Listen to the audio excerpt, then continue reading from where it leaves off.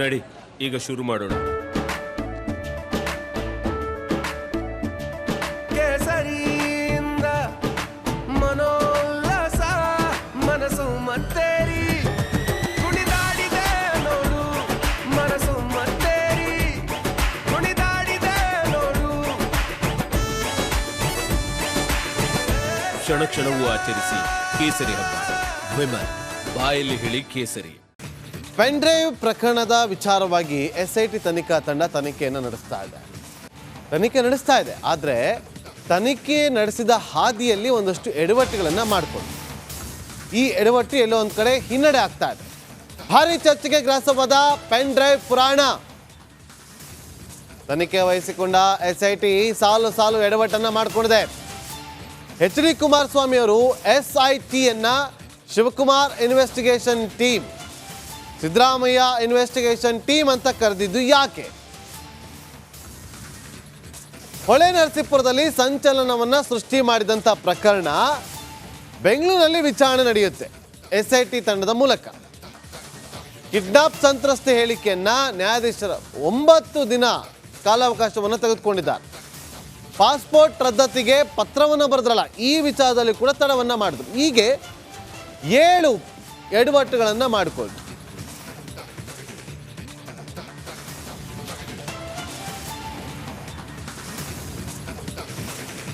ಹಾಗಾದ್ರೆ 7 ಎಡವಟ್ಟುಗಳು ಏನು ಒಂದೊಂದಾಗಿ ಗಮನಿಸ್ತಾ ಹೋಗೋಣ.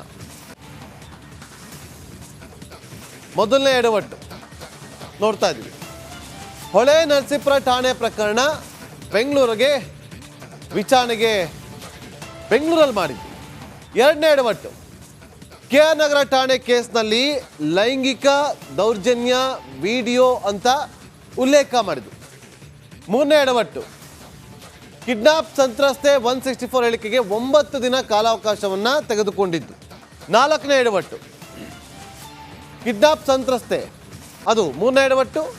ಐದನೇ ಎಡವಟ್ಟು ಪೆನ್ ಡ್ರೈವ್ ಹಂಚಿಕೆ ಮಾಡಿದವರ ಮೇಲೆ ಕ್ರಮ ಕೈಗೊಂಡಿಲ್ಲ, ಇದೊಂದು ಎಡವಟ್ಟು. ನೆಕ್ಸ್ಟ್, ಕಾರ್ತಿಕ್, ನವೀನ್ ಗೌಡ, ಚೇತನ್ರನ್ನ ವಿಚಾರಣೆಗೆ ಯಾಕೆ ಇನ್ನೂ ಒಳಪಡಿಸಿಲ್ಲ, ಇದು ಕೂಡ ಮಹಾ ಎಡವಟ್ಟು ಅಂತ ಚರ್ಚೆಗಳು ಶುರುವಾಗಿದೆ.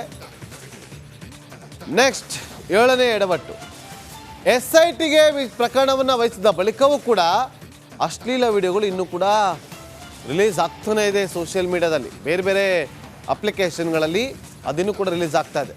SIT ಅವರು ಇದನ್ನು ತಡಿಬೋದಿತ್ತು, ಓಕೆ ಒಪ್ಕೊಳ್ಳೋಣ. ಇವತ್ತು ಎಷ್ಟೋ ಜನ ಹೇಳ್ತಾರೆ, ಎಷ್ಟೋ ಜನ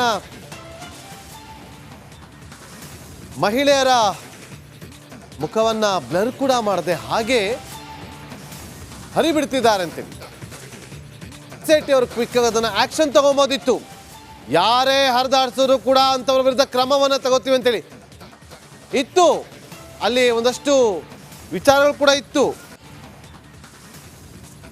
ಆದರೆ ಅದ್ಯಾವುದನ್ನು ಕೂಡ ಮಾಡಲಿಲ್ಲ. ಇದೆಲ್ಲ ಎಡವಟ್ಟುಗಳು. ನಮ್ಮ ಕ್ರೈಮ್ ರಿಪೋರ್ಟರ್ ನಾಗರಾಜ್ ಈಗ ಇದೇ ವಿಚಾರಕ್ಕೆ ಸಂಬಂಧಪಟ್ಟಂತೆ ಮಾಹಿತಿಯನ್ನು ಕೊಡೋದಕ್ಕೆ ನೇರ ಸಂಪರ್ಕದಲ್ಲಿ ಜಾಯ್ನ್ ಆಗಿದ್ದಾರೆ. ನಾಗರಾಜ್, ಈ ಎಡವಟ್ಟು ನೀವು ಈ ಹಿಂದಿನ ಬುಲೆಟಿನಲ್ಲಿ ಕೂಡ ಹೇಳ್ತಾ ಇದ್ರಿ ಯಾವ ರೀತಿಯಾಗಿ ಹಿನ್ನಡೆ ಆಗುತ್ತೆ ಅಂತೇಳಿ. ಈ ಎಡವಟ್ಟುಗಳು ಈಗ ಯಾರ ಮೇಲೆ ಆರೋಪಗಳು ಕೇಳಿ ಬಂದಿದೆಯಲ್ಲ ಅವರಿಗೆ ಯಾವ ರೀತಿಯಾಗಿ ಒಂದು ರೀತಿಯಲ್ಲಿ ಮುನ್ನಡೆ ಆಗುತ್ತೆ ಅಂತ ಹೇಳ್ಬೋದಾ?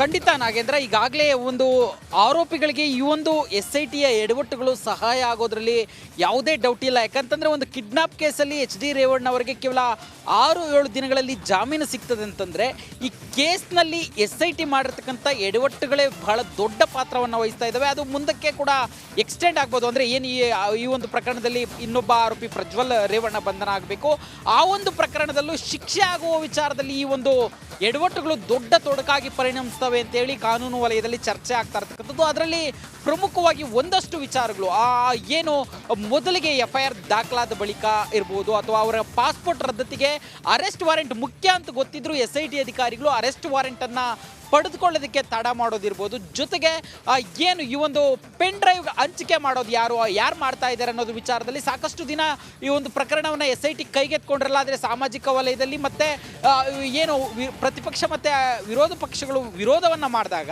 ಈ ಒಂದು ಪ್ರಕರಣವನ್ನು ಕೈಗೆತ್ಕೊಂಡು ಒಂದಷ್ಟು ಜನರನ್ನು ಬಂಧಿಸುತ್ತೆ. ಆದರೆ ಈ ಒಂದು ಪ್ರಕರಣದ ಬಗ್ಗೆ ಆರಂಭಿಕ ಮಾಹಿತಿ ನೀಡಿದಂಥ ನವೀನ್ ಗೌಡ ಇರ್ಬೋದು ಅಥವಾ ಪ್ರಜ್ವಲ್ ರೇವಣ್ಣ ಅವರ ಕಾರು ಚಾಲಕನಾಗಿದ್ದಂಥ ಕಾರ್ತಿಕ್ ಇರ್ಬೋದು, ಇವರುಗಳನ್ನು ಇದುವರೆಗೂ ವಿಚಾರಣೆಗೆ ಒಳಪಡಿಸೋದಕ್ಕಾಗಲ್ಲ. ಅವರು ಮೊನ್ನೆಯಷ್ಟೇ ಹೈಕೋರ್ಟ್ಗೆ ಒಂದು ನಿರೀಕ್ಷಣಾ ಜಾಮೀನನ್ನು ಕೋರಿ ಅರ್ಜಿಯನ್ನು ಸಹ ಹಾಕ್ಕೊಂಡಿದ್ದಾರೆ. ಆದರೆ ಇದುವರೆಗೂ ಅವರ ವಿಚಾರಣೆ ಕೂಡ ನಡೆದಿಲ್ಲ.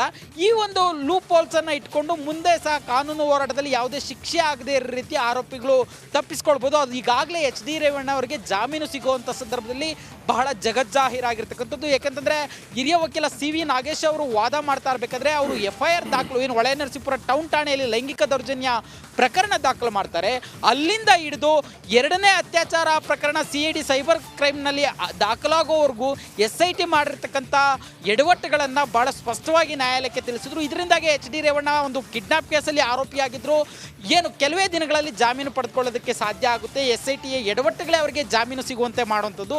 ಇದು ಮುಂದಿನ ಏನು ಈಗಾಗಲೇ 2 ಅತ್ಯಾಚಾರ ಪ್ರಕರಣಗಳನ್ನು ದಾಖಲಿಸಿಕೊಂಡಿದ್ದಾರೆ ಪ್ರಜ್ವಲ್ ರೇವಣ್ಣ, ಒಂದು ಲೈಂಗಿಕ ದೌರ್ಜನ್ಯ ಪ್ರಕರಣ ಇದೆ. ಈ ಎಲ್ಲ ಪ್ರಕರಣಗಳಲ್ಲೂ ಈ SIT ಮಾಡಿರ್ತಕ್ಕಂಥ ಎಡವಟ್ಟುಗಳು ಆರೋಪಿಗಳಿಗೆ ವರದಾನ ಆಗೋ ಸಾಧ್ಯತೆಗಳು ಬಹಳ ದಟ್ಟವಾಗಿದ್ದಾವೆ ಅಂತೇಳಿ ಕಾನೂನು ವಲಯದಲ್ಲಿ ಚರ್ಚೆ ಆಗ್ತಾ ಇರ್ತಕ್ಕಂಥದ್ದು. Nagendra, okay, thank you Nagaraj ನಿಮ್ಮೆಲ್ಲ ಮಾಹಿತಿಗಾಗಿ.